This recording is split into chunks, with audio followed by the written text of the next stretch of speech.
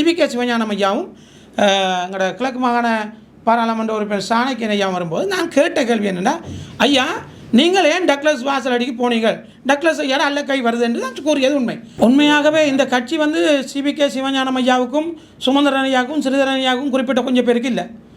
இது தந்தை செல்வாவில் உருவாக்கப்பட்ட தேசிய தலைவரால் கை நீட்டப்பட்ட கட்சி. இது சம்பந்தமாக அப்படி எனக்கு ஒரு சொத்து இருக்குன்னு. அனைவருக்கும் வணக்கம். நான் கிளிநொச்சி மாவட்ட முன்னாள் பிரதேச சபை உறுப்பினர் சண்முகராஜா ஜீவராஜா.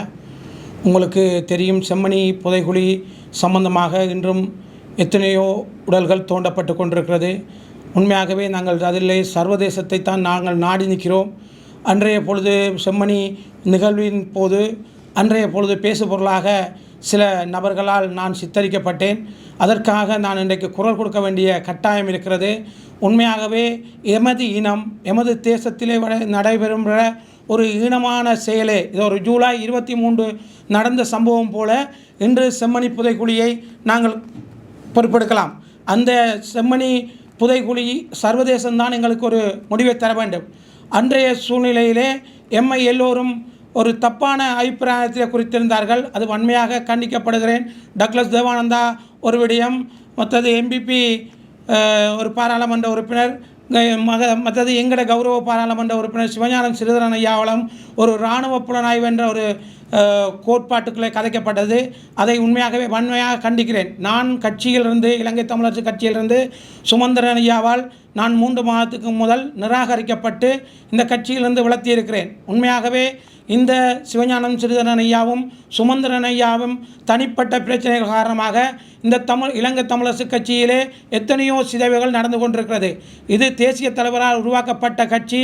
நாங்கள் எமது கிளிநொச்சி மாவட்டத்தை பொறுத்தவரையிலே மக்கள் எல்லோரும் என்னிடம் பல கேள்விகள் கேட்கிறார்கள், என்ன நடந்தது, என்ன பிரச்சனை என்று. உண்மையாகவே நான் 10 வருடமாக இலங்கை தமிழரசு கட்சியிலே தான் தமிழ் தேசிய கூட்டமைப்போடும் நான் சேர்ந்து பயணித்தோரால் அன்று தொட்டு 2009 தமிழீழ விடுதலை புலிகள் காலத்திலே நாங்கள் என்ன செய்தோம், எது செய்தோம் என்பது எமது விடுதலை புலிகளை பொறுத்தவரையிலே தெரியும். ஆனால் அன்றைய பொறுத்தவரையிலே கௌரவ பாராளுமன்ற உறுப்பினர் சிவஞானம் சிறிதரன் ஐயா கதைத்தது எனது மக்களுக்கும் எனக்கும் ஒரு கொச்சப்படுத்தக்கூடிய விடயமாக தெரிகிறது.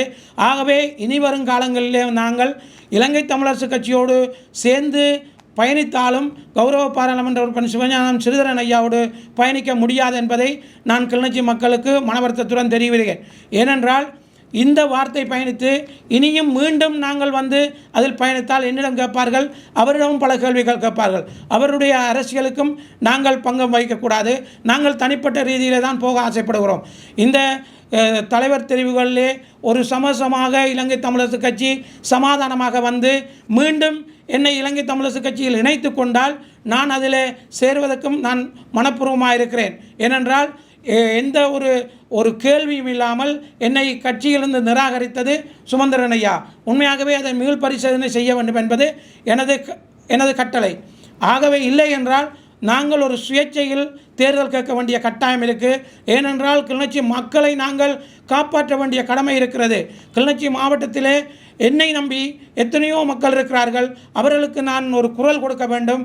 வடக்கு கிழக்கிலே தமிழ் பேசும் மக்களுக்கு குரல் கொடுக்க வேண்டும். உலகத்தில் பல்லாயிரம் தமிழர்கள் என்னை பற்றி தப்பான கணக்கு போட்டிருக்கலாம். அதற்காகத்தான் இன்றைக்கு பிரஸ் மீட் நான் சந்திக்கிறேன்.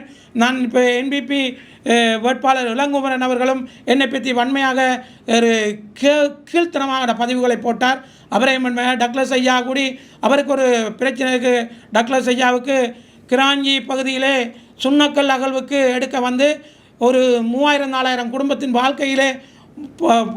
வாழ்க்கையை நாசமாக்க வந்த நேரம் அவரை கலைத்த குற்றத்துக்காக அவரும் என்னை பொறுத்தவரை ஒரு அரை மத்தியாலம் ஏதோ நான் இருந்த வரலாறு எல்லாம் பொய்யில கணக்கு சொன்னார். அதெல்லாம் நான் கணக்கெடுக்கையில் இளங்குமரன் ஐயா நாங்கள் தேசியத்துக்காகவும் இந்த 60,000 மாவீரர்களுக்காகவும் 3 லட்சம் மக்களுக்காகவும் என்றும் குரல் கொடுப்போம். அன்று 23ஆம் தேதியை பொறுத்தவரையில் யாழ் மாவட்ட மக்களுக்கு நான் சொல்ல வேண்டியது, அன்றைக்கு ஒரு இன அழிப்பு நாள்.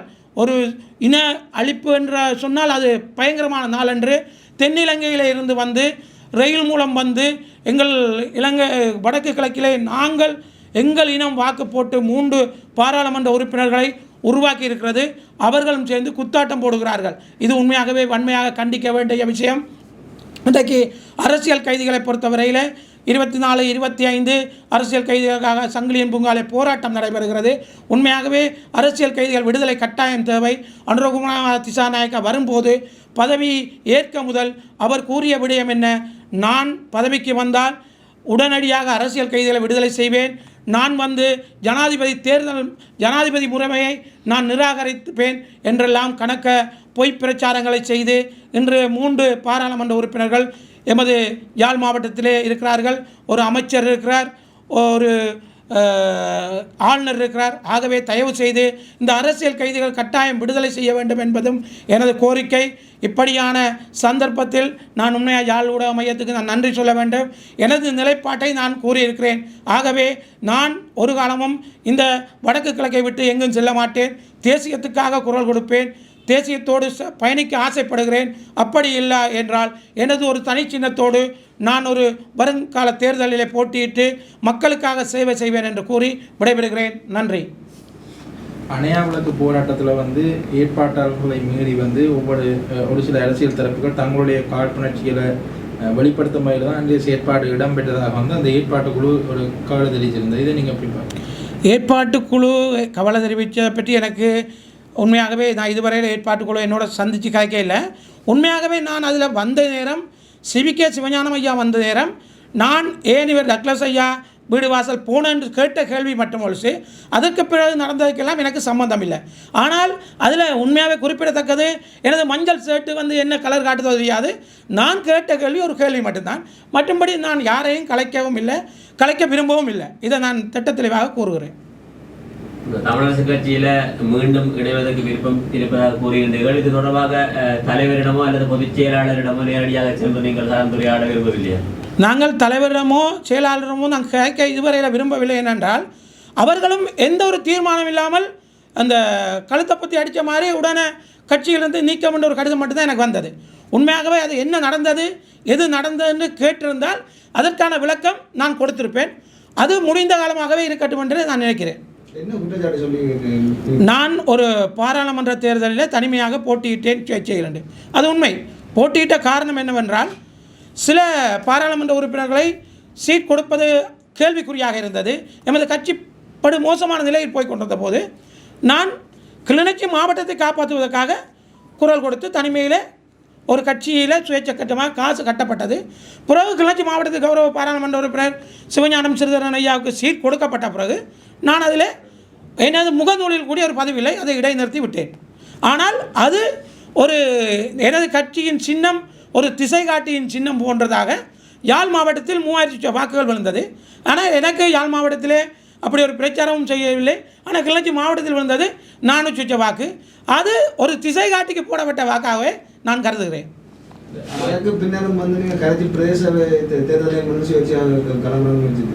களமிறங்க முயற்சித்தேன். அது சில சக்திகளால் அது நிராகரிக்கப்பட்டு விட்டது. நிறைய வருடங்களாக பாராளுமன்ற உறுப்பினர் சிவஞானம் ஸ்ரீதரனோடு இணைந்து பயணித்த நீங்கள் இனிவரும் காலங்களில் முற்றுமுழுதாகவே அவருடன் இணைந்து பயணிக்கிறது இல்லை என்கிற முடிவில் இருக்கிறது. இல்லை, எனக்கு வந்து சிவஞானம் ஸ்ரீதரன் வந்து ஒரு தனிப்பட்ட கோபம் இல்லை. என்றைக்கு என்ன இராணுவ புலனாய் என்று சித்தரித்தாரோ அரசியலிருந்து நான் அவர்கிட்ட விளத்துக் கொள்கிறேன். இனி ஒரு காலத்திலையும் அவரோடு நான் அரசியலில் ஈடுபட மாட்டேன். அதை நான் உண்மையாகவே வன்மையாக கண்டிக்கிறேன். எனது மக்களுக்கு நான் கூறிக்கொள்கிறேன். தனிப்பட்ட ரீதியில் சார் எங்கே கண்டாலும் நானும் கதைக்கலாம், அவரும் கதைக்கலாம். அரசியல் போக்கை பொறுத்தவரையில் ஒரு காலமும் அவருக்கும் எனக்கும் எந்த ஒரு சார்பும் இல்லை என்று நான் கூற விரும்புகிறேன். நீங்கள் பல சந்தர்ப்பங்களிலே பல இடங்களிலே தற்போது தமிழக கட்சியினுடைய பொதுச் செயலாளர் இருக்கின்ற சுமந்திரனை விமர்சித்திருக்கிறீர்கள். அது உங்களுக்கும் அவருக்குமான தனிப்பட்ட காழ்ப்புணர்ச்சியில் விமர்சிக்கப்பட்ட கருத்துக்களாக இல்லை. சில பிழைகள் நடந்திருக்கலாம், சரிகள் நடந்திருக்கலாம். அது விமர்சிக்க வேண்டிய இடத்தை விமர்சிக்கணும். உண்மைகளை தட்டி கேட்டால் இராணுவ புலனாய்வு.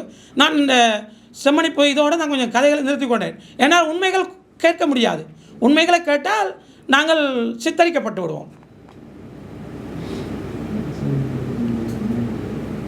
அணையா விளக்கு போராட்டம் வந்து இளைஞர்களால் முன்னெடுக்கப்படும் போது அந்த போராட்டத்தை வந்து ஆரம்பத்தில் அந்த ஒரு அரசியல்வாதிகளை விரட்டிய போக்கு வந்து முதலில் உங்களோட பேர் தான் அங்கே பேசப்பட்டிருந்தது. உண்மையாகவே பேர் பேசப்பட்டது உண்மை. ஆனால் நான் அதை செய்யலை. நீங்கள் வடிவாக எல்லா வீடியோலையும் பார்க்கலாம். நான் வரும்போது சிவிகே சிவஞானம் ஐயாவும் எங்களோட கிழக்கு மாகாண பாராளுமன்ற உறுப்பினர் சாணக்கியன் ஐயாவும் வரும்போது நான் கேட்ட கேள்வி என்னென்னா, ஐயா நீங்கள் ஏன் டக்ளஸ் வாசலடிக்கு போனீர்கள், டக்ளஸ் ஐயா அல்ல கை வருது என்று தான் கூறியது உண்மை. அது எனக்கும் உண்மையாகவே நான் எத்தனையோ மாவீரரை மண் போட்டு தாட்டிருக்கிறேன், எத்தனையோ போராட்ட களங்களில் நான் அழிவுகளை பார்த்துருக்கேன். அப்போ இந்த டக்ளஸ் ஐயா செய்த அநீதிகள் எனக்கு தெரியும். அந்த காழ்ப்புணர்ச்சியில் நான் கதைத்தது உண்மை, ஆனால் கலைக்கவில்லை. அந்த போராட்டத்தில் இப்படியான கேள்விகள் நீங்கள் அவர்கிட்ட வேறு இடங்களில் வச்சு அந்த கேள்விகளை அதை நான் சில நேரம் அது தவறுதலாக இருந்தால் நான் ஏற்றுக்கொள்ளலாம், மற்றபடி கலைச்சதாக நான் ஏற்றுக்கொள்ள மாட்டேன். அதாவது அந்த செம்மணி நாயர்னு சொல்லி டக்ளஸ் இதுக்கும் சந்திரிகால படம் போடுற பதாதை நீங்கள் ஒரு குறிப்பிட்ட நிமிடம் தான் வச்சுருந்தீங்க. அது அது செம்மணிக்கு இந்தளவும் காரணம் சந்திரிகார ஆட்சியில் நடந்தது. அந்த நேரம் கதாநாயகன் டக்ளஸ் ஐயா. அவர் அந்த நேரம் வாகனத்தில் போக மாட்டார், பவல் கவசமான தான் போவார். அவருக்கு தெரியும் இந்த வடக்கு கிழக்கில் எங்கே புதகுடிகள் இருப்பது என்பது அவருக்கு 100 பேர் தெரியும். ஆனால் இதுவரையில் எந்த ஒரு விசாரணைக்கும் இன்னும் அவர் எடுக்கையில், இந்த காலப்போக்கில் எடுப்பார்கள்னு சொன்னால் நான் நம்பவும் இல்லை. செம்மணிக்கு நீதி கோரிய போராட்டத்தில் வந்து நீங்கள் அரசியல் பேசி சரியன்னு நீங்கள் அந்த இடத்துல சிவிகே சிவஞானத்தில் நீங்கள் டக்ளஸ் போனீங்கன்றலாம் சொல்லி ஒரு அரசியல் பேசுகிறது சரியா? அரசியல் இல்லை, என்ன எந்த மனசில் உள்ள ஆதங்கத்தை காய்ச்சி அதில் அரசியல் நான் தனிப்பட்ட அரசியல் பேசுகிறேன். உங்களுடைய ஆதங்கத்தை கொட்டுறதுக்குரிய இடம் செம்மணி இல்லை, அதுக்கு பிறகு அவர் இன்னும் ஒரு தனி இதில் சந்திக்கல. அந்த இடத்துல வரக்கிலே முதல் வேலன்சாமி முதலண்டே சொன்னவர் இப்படியான இதெல்லாம் கலந்து கொள்ளக்கூடாதுன்னு கணக்கு இருந்தது. ஒரு உண்மையாகவே ஒரு சாமி கதைச்ச பிறகு நான் கதைக்கிறதில் எந்த ஒரு அர்த்தமும் இல்லை தானே. இப்படியாக தமிழிசை கட்சி மீது பல குற்றச்சாட்டுகள், அதாவது தமிழிசை கட்சியில் நாடாளுமன்ற உறுப்பினர் கூட ஒரு ராணுவ புலனாய்வு சொல்லியிருக்கிறார். சிவிகே சிவஞானம் பதில் தலைவர் போய் டக்ளஸ் தேவானந்தா சந்தித்த விஷயத்தை விமர்சிக்கிறீர்கள், அதே நேரம் பதில் செயலாளருடைய செயற்பாடுகளோடு விமர்சிக்கிறீர்கள். இவ்வாறு கட்சி மீதான விமர்சனங்களை முன்வைத்துக் கொண்டு மீண்டும் அந்த கட்சியில் போய் இணைகிறதுக்கு தயாராக அந்த கட்சியை இணைத்துக் கொண்ட இணைவேன்னு சொல்லி உண்மையாகவே இந்த கட்சி வந்து சிவிகே சிவஞானம் ஐயாவுக்கும் சுமந்திரன் ஐயாவுக்கும் ஸ்ரீதரன் ஐயாவுக்கும் குறிப்பிட்ட கொஞ்சம் பேருக்கு இல்லை. இது வந்து தந்தை செல்வாவால் உருவாக்கப்பட்ட தேசிய தலைவரால் கை நீட்டப்பட்ட கட்சி. இந்த கட்சியில் தமிழ் மக்கள் உள்ள பற்று உண்மையாக எனக்கு வந்த பற்று இருக்குது. ஆனால் இப்படியானவர்கள் திருந்த வேண்டும், இனி ஒரு காலத்தில் புதிய நிர்வாகங்கள் தோன்ற வேண்டும் என்பது தான் எனது கருத்து. அப்படி ஒரு திருந்தப்பட்டு உண்மையாகவே ஒரு ஜனநாயக ரீதியில் வந்தால் மீண்டும் நான் நிறைவேற்ற தான் தயாராக இருக்கிறேன். தமிழக தேசிய தலைவர் கட்சியை கையை காட்டினாரா, கட்சியினுடைய சின்னத்தை கையை காட்டினாரா? கட்சியையும் ஒன்றிணைத்தவர், கட்சியின் சின்னத்தையும். அவ்வாறு இருக்கும்போது தமிழரசு கட்சியை மாற்றமே வந்து தேசிய தலைவர் கையை காட்டினார்னு சொல்லி கலந்து பல தேர்தல்களை வந்து முறையில் பரப்புரை செய்கிறார்.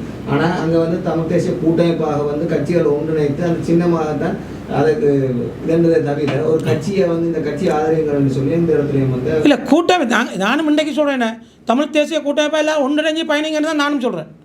அதை நான் தவிக்கலை. இன்றைக்கு இலங்கை தமிழரசு கட்சி பிரிந்து இந்த வீட்டு சின்னத்தோடு இருக்கும், அதுக்கு பின்னால் தான் நாங்கள் நிற்கிறோம். ஒழிச்சு நாங்கள் பிரிந்து இந்த கட்சிகள் தமிழரசு கட்சியாக இருக்கணும், தமிழ் தேசிய கூட்டமைப்பாக இருந்து தமிழனுக்கு ஒரு தீர்வு வரணும் தான் நாங்களும் ஆசைப்படுறோம். ஆனால் அதில் தலைமைகள் தானே வெறுத்து போகிறது. பாராளுமன்ற உறுப்பினர் தொடர்பாக சொத்து குவிப்பு சம்பந்தமாக ஒரு முறைப்பாடு செய்யப்பட்டிருக்கிறது. அது உண்மையாகவே அரசியல் போட்டிகளில் பலதும் கலைக்கலாம். நானும் அவரோட 10 வருஷம் பயணித்திருக்கிறேன். இது சம்பந்தமாக அப்படி எனக்கு ஒரு சொத்து இருக்குன்னு எனக்கு தெரியாது. தமிழ் தேசிய கூட்டமைப்பிலிருந்து உடைந்து சென்ற பிரிந்து சென்ற கட்சிகள் வெளியே வந்து தற்போது ஒன்றிணைந்த செயற்பாடுகளில் வந்து ஈடுபட்டு வருகிறது. இவ்வாறான செயற்பாடுகளை வந்து நீங்கள் அவ்வாறான கட்சிகளுடன் செயற்படுவதற்காக வந்து நீங்கள் ஆர்வமாக இருக்கிறீங்களா, அல்லது மீண்டும் தமிழரசு கட்சி? இல்லை, மீண்டும் நான் இனி ஒரு கட்சி தான், அது வீட்டு சின்னத்தோடு தான் செயல்படுவோம் வச்சு, அதை தவிர வேறு ஒரு கட்சியோடையும் இணைகிற நோக்கம் என்னிடம் இல்லை. கிளிநொச்சி மாவட்டத்தில் குறிப்பாக சந்திரகுமார் அவர்கள் வந்து இபிடிபியை விட்டு விலகி சமத்துவ கட்சி ஒரு கட்சியை உருவாக்கி தற்பொழுது வந்து தமிழ் தேசிய டிடிஎன்ஏல வந்து இணைந்து செயற்பட்டு கொண்டிருக்கார். இதை நீங்கள் பார்ப்பாங்க. அவர் நேரத்துக்கு ஒரு கட்சி, அவர் இன்றைக்குமே 2009ஆம் ஆண்டு இறந்தவர்கள் எல்லாம் புலிகள் மக்கள் இறக்கவில்லை என்று கங்கணம் கட்டி ஐநா வரைக்கும் குரல் கொடுத்த ஒரு ஆள். இன்று அவர் உண்மையாகவே திருந்தி ஒரு கட்சியோடு சேர்ந்திருக்கிறார் என்பது நாம் வரவேற்கத்தக்க விஷயம். அது மக்கள் தான் தீர்மானிக்கணும், அவருக்கு வாக்கு போடலாமா போட இல்லாதா என்று. அவரோட இருக்கிற கட்சிக்கு மக்கள் தான் தீர்மானிக்கணும், இதை நான் தனிப்பட்டு குறிப்பிட முடியாது. ஒரு தமிழ் தேசிய கட்சிகள் என்ற ஒன்றிணைவு என்ற ஒரு கூட்டுக்களை வந்து அவர் உருவாக்கப்பட்டிருக்கிறார் என்ற விஷயத்தை இப்படி தான் நாளைக்கு டக்ளஸ் ஐயாவும் எல்லாத்தையும் நாங்கள் விட்டுட்டு வந்தோம்னு சொன்னால் டக்ளஸ் ஐயாவும் இணைத்துக் கொள்வார்களான்னு ஒரு கேள்வி எனக்கு டைம் இருக்குது. அப்படி என்ன உண்மையாகவே வீட்டிலேருந்து தனிப்பட்ட ரீதியில் மக்களுக்காக சேவைகளை செய்துட்டு போகலாம். அரசியல் வந்து ஒரு சாக்கடை என்பதை நான் இதில் புரிந்து கொள்கிறேன். நாளைக்கு டக்ளஸ் ஐயாவும் இன்னொரு 5 வருஷத்தில் வயசு போனாலும் இப்படி வந்து சேரலாம். கரைச்சி பிரதேச தவிசாளர் உட்பட்ட குழுவினர் வந்து வடமாகாண ஆளுநரை சந்தித்த குழுவில் வந்து தாங்களும் பங்கேற்றிருந்தீர்கள். இதோட வந்து கரைச்சி தவிசாளரிடம் வந்து விளக்கம் கூறப்பட்டது கட்சியின் செயலாளர்கள். எந்த அடிப்படையில் நீங்கள் அந்த நாங்கள் உண்மையாகவே நான் அன்றைய தனியே எனது 835 பாலம் சம்பந்தமாக ஆளுநரிடம் ஒரு சந்திப்புக்கு போனான். அந்த நேரம் நான் வெளியில் வரும்போது தவிசாளர் அவரோடு இன்னும் 2 பேர் உள்ளுக்க வந்த நேரம் நானும் ஒரு நட்பு ரீதியில் தான் அதில் போயிருந்தவளுக்கு நான் கட்சிக்கு அப்பால் நான் உண்மையாக வேலை மாளிதனையோ அந்த கட்சியில் உறுப்பினர்களோ நான் மதிக்கிறாள். அந்த நேரம் ஆளுநர் ஐயாவும் உண்மையாகவே ஆளுநர் ஐயாவும் எனது அப்பாவும் ஒன்றா சிறையில் இருந்தவர்கள். அந்த நேரம் நான் இருந்த நேரம் அவரும் அது சம்மந்தமாக ஒன்று கதைக்கல. பிறகு அந்த படங்கள்லாம் வந்த பிறகு இந்த செம்மணிக்கு பிறகு தான் அப்படியான ஒரு பிரச்சனை வந்தது. அது சம்மந்தமாக நான் தெளிவாக தான் இருக்கேன். நான் தனியாக போனான், அவர் தனியாக வந்தது. இது வந்து அரசியலில் இப்படி பலதும் ஒரு சாட்டை வச்சு போகலாம். இதுக்கும் தவிசாளருக்கும் எந்த ஒரு தொடர்பும் இல்லை.